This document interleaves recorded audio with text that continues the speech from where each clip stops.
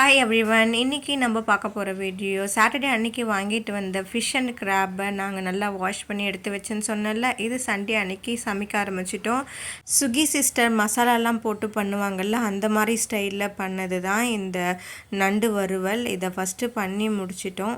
அதுக்கப்புறமா இது கூட இன்னும் வறுவல் மீன் வறுவல் பண்ணியிருந்தோம். அந்த பண்ணா மீனும் சம்திங் இருந்ததில் அதையும் வறுத்து கொடுத்தாங்க. இது ரெண்டுமே நைட்டுக்குமே சேர்த்து தான் இப்போது வறுத்து வச்சுருக்கோமே. எல்லாத்துலேயும் ஒரு ஒரு பீஸ் தான் எடுத்துப்போமே. 4 பேரில் கொஞ்சம் கொஞ்சமாக எடுத்து சாப்பிட்டுப்போம்.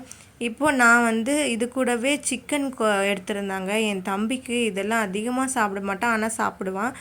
அதனால் 1/2 kg சிக்கன் வாங்கிட்டு அவனுக்கு அதில் கிரேவி மாதிரி செஞ்சு கொடுத்துட்டாங்க. அதுக்கப்புறம் அதில் இருந்த லிவர் எல்லாம் அதையும் ஃப்ரை பண்ணி கொடுத்துட்டாங்க. பார்த்தாவே ரொம்ப டெம்டிங்காக சூப்பராக இருக்குல்ல பார்க்கவே.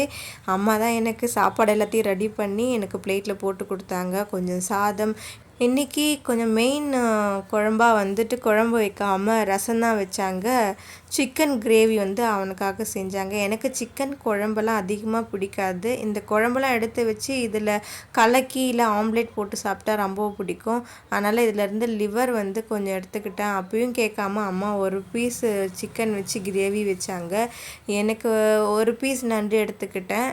அதோட எல்லாத்துலேயுமே 2 பீஸ் வைக்க வந்தாங்க. நான் தான் வேண்டான்னு சொல்லிட்டேன். ஏன்னா அவ்வளோ நாங்கள் சாப்பிட மாட்டோம். எல்லாருமே எல்லாத்துலேயும் ஒவ்வொரு பீஸ் எடுத்து வச்சு சாப்பிட்டாவே வயிறு ரொம்பிடும். இந்த நான்வெஜ் டைம்லலாம் சாப்பாடு கம்மியாக எடுத்துக்கிட்டு இதில் எல்லாத்துலேயுமே ஒரு பீஸ் எடுத்துப்போம். எப்பயுமே ரசத்தில் தான் சாதத்தில் ரசம் போட்டு சாப்பிடுவாங்க. ஆனால் நான் ரசத்துக்குள்ளே தான் சாதம் போட்டு சாப்பிடுவேன். அந்தளவுக்கு ரசம் வச்சுட்டேன். எங்கள் வீட்டில் நிறைய ரசம் போட்டு தான் நல்லா சாப்பிடுவோம். சாதத்தை நல்லா குழச்சி வச்சு சாப்பிடுவோம். இப்போ நான் இந்த பாத்திரத்தில் எடுத்துகிட்டு போகிறேன். இருக்கிற கிரேவியில் எல்லாத்துலேயும் கொஞ்சம் கொஞ்சமாக சாப்பாடு வச்சு டேஸ்ட் பண்ணி பார்த்துட்டு மிச்ச சாதத்தை ஃபுல்லாகவே இந்த ரசத்துக்குள்ளே போட்டுடுவேன். அதுக்கப்புறம் இந்த பாத்திரத்தில் இருந்தே எடுத்து சாப்பிட்றேன். சில டைம் சூப் மாதிரியே சாப்பிட்டுடுவோம் நாங்கள் ரசத்தை. இதுதான் நாங்கள் சண்டே அன்றைக்கி சாப்பிட்ட ஸ்பெஷல் ஃபுட். Okay, by. உங்களுக்கு இந்த வீடியோ பிடிச்சிருக்குன்னு நினைக்கிறேன். Subscribe my channel.